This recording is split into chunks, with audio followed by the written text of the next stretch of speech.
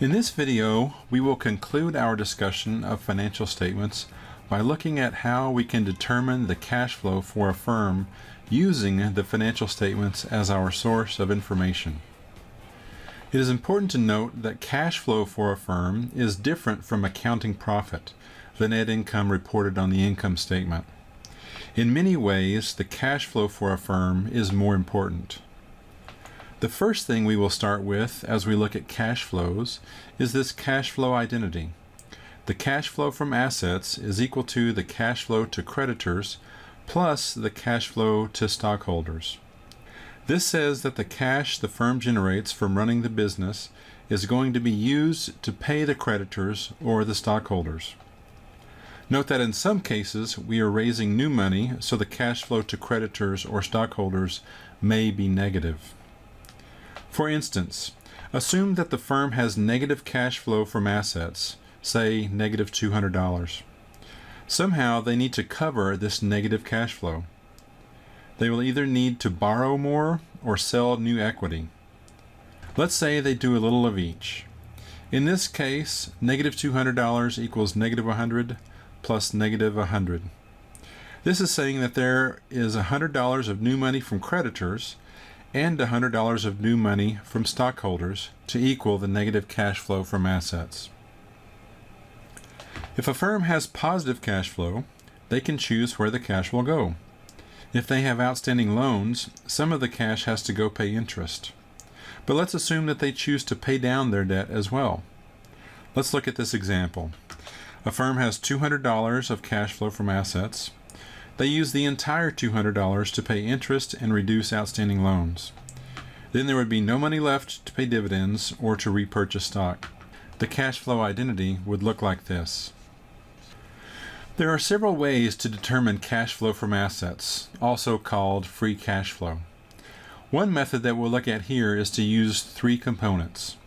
First, the operating cash flow. This is the cash flow from day-to-day activities. Any financing costs aren't included in this measure. Next, we look at capital spending, the net spending on long-term assets. Asset purchases would be negative, and any asset sales would be a positive amount here. Finally, we consider working capital spending, and in particular, we are concerned with net spending on operating working capital. We are left with this equation here. The free cash flow, or the cash flow from assets, is equal to the operating cash flow minus the net capital expenditures minus the net cash used to fund the operating working capital of the firm. Let's look more closely at the operating cash flow first. This is the cash flow generated from running the day-to-day business of the firm. It is equal to EBIT plus depreciation minus taxes. Here is a simplified income statement, and the items we are concerned with are the earnings before interest and taxes, the depreciation, and the taxes. Let's look at an example here. Assume that sales are $600, cost of goods sold is $290, the SG&A expenses are $80, depreciation is $70, and the interest payments are $30. If we assume the tax rate is 30%, determine the operating cash flow. First, we need to determine the taxes. We would take the revenues and subtract out cost of goods sold and SG&A to get to EBITDA. From that, we're going to take out depreciation to get to EBIT, and finally we'll take out interest because it is tax deductible to get down to the taxable income of the firm. In this case, it is $130. 30% of that number is $39, so that is our tax bill. Now we need to go back and grab our EBIT number. That was sales minus cost of goods sold minus SG&A, and then we take out depreciation. In this case, it is $160. Finally, we'll plug the numbers into the formula and we'll get operating cash flow of $191. Next, we're going to look at the capital spending, or the CapEx, for a firm. The net capital spending is equal to the end of year net fixed assets, then subtract out the beginning of year net fixed assets, And finally, add back in depreciation. Because the net fixed assets is what is shown on the financial statements, and it is what is left after depreciation is taken out, we need to add back in depreciation to find out the actual cash flows used on buying long-term assets. Let's look at an example here. Suppose we saw the fixed assets at the end of the year were $2,400 on the balance sheet. Last year's number was $2,100. And during the year there was depreciation of $125. Using the formula, we get a result of $425.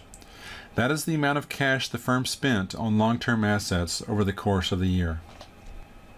The last piece we are concerned with is the change in the net operating working capital. This is the amount of cash the firm uses to build up their operating working capital. We will use the operating current assets, the cash, inventory, and accounts receivable.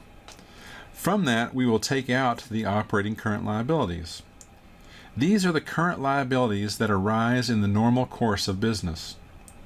They would exclude any liabilities that charge interest, so we wouldn't include notes payable or the current portion of long-term debt, which you might normally see included in the current liabilities. So the net operating working capital for a given year is equal to the operating current assets, typically the same as the current assets, minus the operating current liabilities. Now what we are concerned with is the additions to net operating working capital, or the change from the previous year. So let's look at an example here. The amounts in the current assets and current liabilities are included for 2 consecutive years. Over here on the right, I've included one way to calculate the increase in net operating working capital. If we look at the change in the individual line items and put them together, we can come up with the answer. Here, the current assets have increased by $220. The operating current liabilities have increased by $30. Note that we're ignoring the notes payable because they are not an operating current liability. If we net those two amounts, that is, if we subtract 30 from 220, we get a net increase of $190. This would be the cash flow used by the firm to grow their working capital. Another equivalent way to calculate the addition to net operating working capital would be to look at the change from one year to the next. So for 2015, the net operating working capital is equal to the current assets minus the operating current liabilities. In the case of 2015, there are no notes payable or current portion of long-term debt, so the operating current liabilities is the same thing as the current liabilities.